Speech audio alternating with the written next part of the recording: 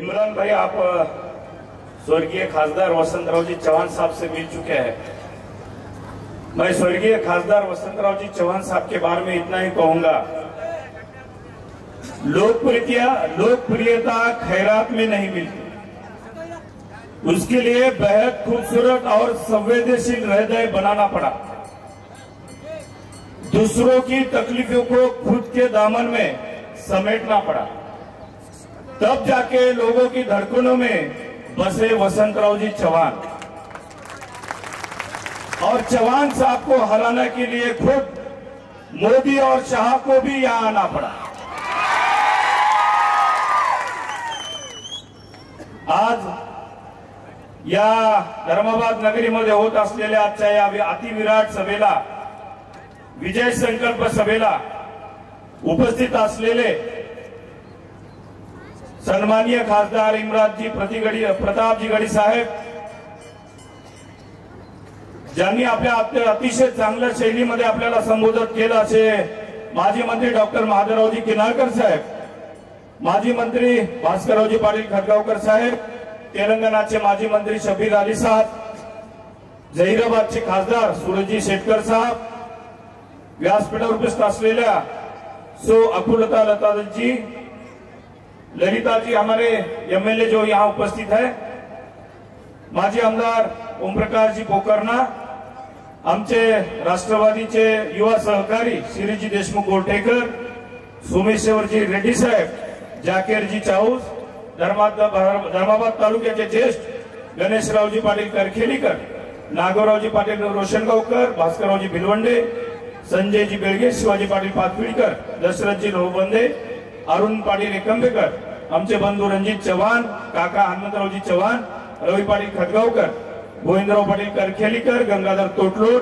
सदाशिवरावजी फुफुलवाड, प्रल्हाद पाटील ढगे, गाडेसर, राजू पाटील ढगे, सुधाकर पाटील जुन्नीकर, रामचंद्र रेड्डी, जावेद भाई, आमचे गारेगावचे गणेशजी गिरी महाराज, आमचे मामा शिवराज भाऊ मोकलीकर, दिलीप पाटील चिकनेकर, सकारामजी लीलावार, संजयजी अनमवार, गोविंद हनवटे, निलेश पाटील आणि या ठिकाणी उपस्थित असलेल्या मीनाक्षी कागडे, जयश्रीताई धरणे, रंजनाताई कांबळे आणि व्यासपीठाची माफी मागून व्यासपीठावर उपस्थित असलेले सर्व सन्माननीय पदाधिकारी, या कार्यक्रमाला उपस्थित असलेले धर्माबाद आणि धर्माबाद तालुक्यातून आलेले सर्व पदाधिकारी, सर्व आमची ज्येष्ठ मंडळी, युवा मित्र मंडळी, माता भगिनी आणि पत्रकार मित्रांनो, आज आपल्याला येणाऱ्या 20 तारखेला लोकसभा पोटनिवडणूक तथा विधानसभेच्या निवडणुकीसाठी मतदान करायचं। लोकसभा पोटनिवडणूक का लागली याचं आपल्याला सर्वांना या ठिकाणी सांगितलं। किनाळकर साहेबांनी सांगितलं की इमरान भाई, नांदेड़ की जनता, जब नांदेड़ की कांग्रेस जब अड़चन में थी, मुसीबत में थी, उस समय स्वर्गीय वसंतराव जी चौहान साहब ने ये नांदेड़ का कांग्रेस का झंडा अपने कंधे के ऊपर लिया और उनको जो हमारे तमाम भाई लोगों ने जो साथ दिया है और विजय मिला के यहां दिखा दिया कि नांदेड़ कांग्रेस का गढ़ था, रहेगा और हमेशा रहेगा। आज मीनाताईने अनेक विकासाचे प्रश्न या ठिकाणी सांगितलं। मी आपल्याला एवढंच सांगतो की येणाऱ्या काळामध्ये महाराष्ट्रामध्ये महाविकास आघाडीचं सरकार निश्चितच स्थापन होणार आणि आमच्या नायगाव विधानसभेच्या महाविकास आघाडीच्या व काँग्रेस पक्षाचे उमेदवार डॉक्टर मीनाताई खतगावकर या ठिकाणी उपस्थित आहे आणि त्यांनी अत्यंत अभ्यासपूर्वक आपल्याला या ठिकाणी सांगितलेलं आहे की नायगाव विधानसभेचं विजन त्यांच्या समोर आहे। मी आपल्याला या ठिकाणी सांगू इच्छितो की खासदार आणि आमदार या ठिकाणी आम्ही तर बनणारच आहोत, पण आम्ही खासदार आमदार न राहता सदैव आपले कामदार म्हणून या ठिकाणी वागू आणि आपल्या जनतेमध्ये आपली सेवा करू। आज आपण पाहिलं की स्वर्गीय वसंतरावजी चव्हाण साहेब जेव्हा लोकसभेला उभा टाकले, अनेक मान्यवरांनी त्यांच्यावर खालच्या लेवलवर जाऊन टीका केली, पण त्यांनी विजय प्राप्त करून सगळ्यांचा हिशोब एका निवडणुकीमध्ये चुकता केला। आज त्यांच्यावर अनेक आरोप झाले, पण नायगाव मतदारसंघातला मागच्या 5 वर्षाचा जर आपण हिशोब बघितला तर किनाळकर साहेब, आपल्या काळात जे रस्ते 5 वर्षामध्ये जात होते, आताचे रस्ते 5 महिन्यात सुद्धा जात नाही। ही वस्तुस्थिती आहे की नाही? आज 4 ते 5 महिन्यात रस्ते उकडून जात आहेत. आज आमच्या मंगनाळी सारख्या गावाचा रस्ता भर पावसामध्ये केला जात आहे.